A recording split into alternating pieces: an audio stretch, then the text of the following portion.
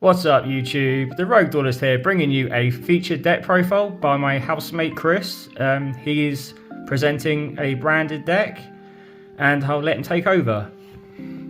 Okay, so I've decided to change things up with this deck a bit. As a bit of a spoiler, it plays no hand traps bar a couple of Bestials and a Macoria. So we start off with a standard free Aluba. It's a given, you need to get this, you need to see Branded Fusion. And for the other Despia, we have Tragedy and Ad Libitum. Tragedy, obviously you can search the other Despia monsters, or you can banish it to get the Branded Fusion back. Ad Libitum is not something that's usually added to branded decks, but I really enjoy the play you can make with branded and red. Just a spoiler as well, I do not play the Gimmick Puppet in this version, because I think it's a bit win more, and this is a bit more fun. Then we play 3 Fallen of Albaz. I think it needs to be free these days. Fallen of Albaz itself is a board breaker. We play Fusion Deployment, which means we technically have 6 board breakers in the deck based around this card. If you've exhausted all your opponents' negates and things like that, a Fusion Deployment into an Albaz can be really powerful just to grab yourself a Mirror Jade. And then odd one, we play 3 Albion the Shrouded Dragon.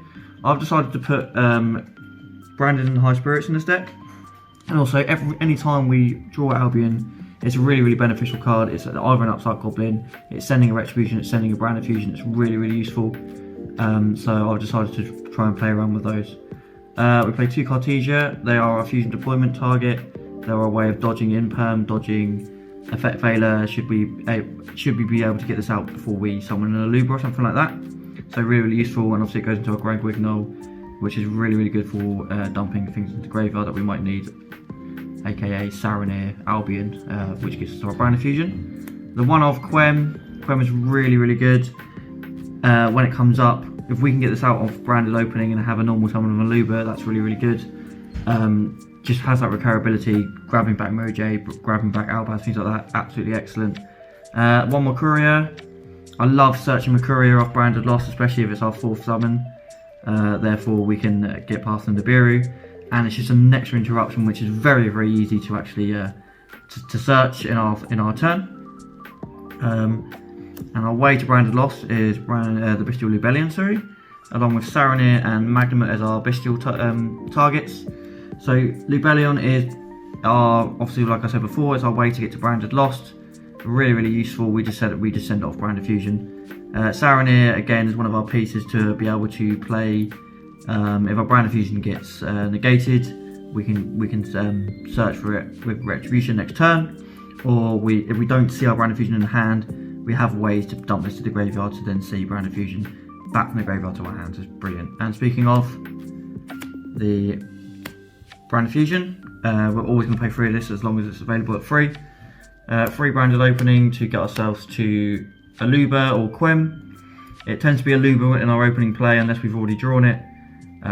Obviously it's just for consistency, and if anything destroys our fusion, we can actually banish it to negate, or to protect, sorry. So it's really useful. Branded Loss is probably the best card in our deck.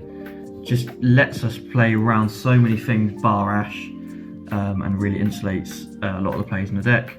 Branded in red I really like with the Ad Libitum. I really like going to Chimera still. It's not always the best play, but when it works it's brilliant.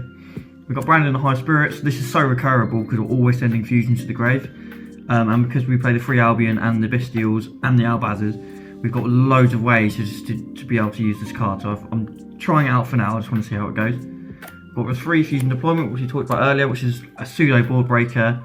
And just a way to really start off our plays. If we're going first, we can grab the Cartesia, and if not, we can always grab an Albaz to try and board break. Speaking of board breakers, one of my favourite cards, 3 Super Poly. It's not always that relevant in this format, but really powerful, especially if your opponent does not expect it. Then we have 3 Triple Tactics Thrust. This deck's got a lot of really good normal spells. So we play Thrust to try and search for Branded Fusion or Fusion Duplication, which we'll see later. And to go on top of that, we have a Triple Tactics Talent. It's just a really powerful card. Finally, for spell cards, we have 1 Foolish Sparrow as a starter, and 1 Call by the Grave to try and insulate ourselves from Ash. If we draw perfect, we can get on with our plays. If a Branded Fusion resolves, we tend to win that game a lot of the time. Then we have one Branded Banishment, which isn't usually played. I'm just a really big fan of this card. A Super Poly on your opponent's turn that you can search. Perfect. Branded Retribution is one of the most important cards in the deck. It allows us to search for Branded Fusion, add Branded Fusion back from the grave, so it's perfect. And then we have one Fusion Duplication. When our Branded Fusion inevitably gets ashed, we can set the Fusion Duplication off of Thrust and then Branded Fusion on our opponent's turn. Okay, I'm going to show you the extra deck next. Pretty standard, so we have 2 Mirror Jade, one of the best cards in the deck, really annoying to play around. We have 2 Albion. One we use to start off our plays with Branded Fusion, and one we can dump off of Mirror Jade should we go into further turns. One Nubelion's really important for our first turn and for recurability, just to get a bit more grind game. Albion the Sanctifier doesn't come up as much in this deck because we're not playing the Gimmick Puppet, but being able to summon Albaz out on your opponent's turn and interrupt them is really powerful. Titaniclad, again, with being able to summon an Albaz in the end phase, if you can exhaust all your opponent's resources and then have that Albaz summon in the end phase, you're in a really favourable position. And it tends to come out of 3700 and it can get over a lot of things. We've got one Rimbrim. I rarely ever summon this. This is just there to dump so that we can have another interaction with Albaz. One Sprint. This could be something else, but I quite like it.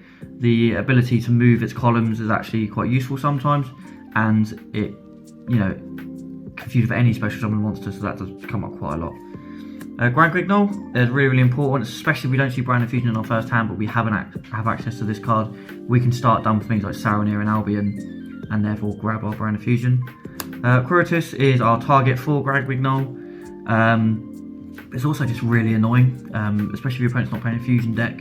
This can just completely stop them, because all their monsters become 0, and if they've got no way around that, they're in a really horrible position.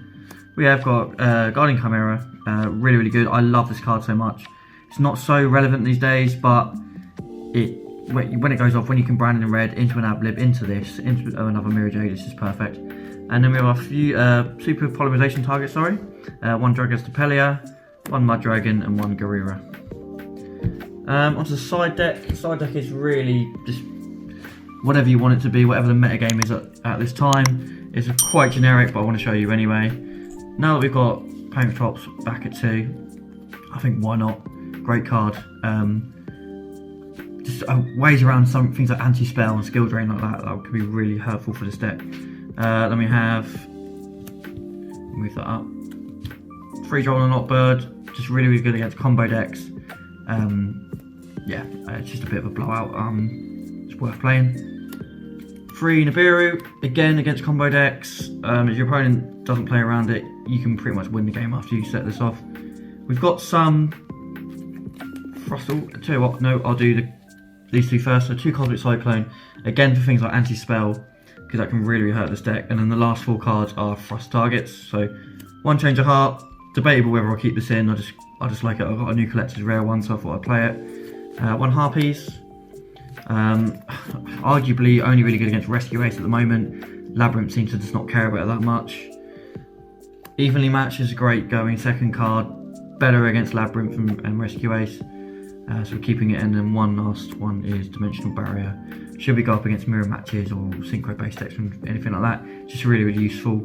But yeah, I'm just playing a ball breaking sort of gas engine form of the deck at the moment, just to see how I feel about it. But it does chop and change. We were playing Ash Blossom, Imperm, crossouts, things like that before.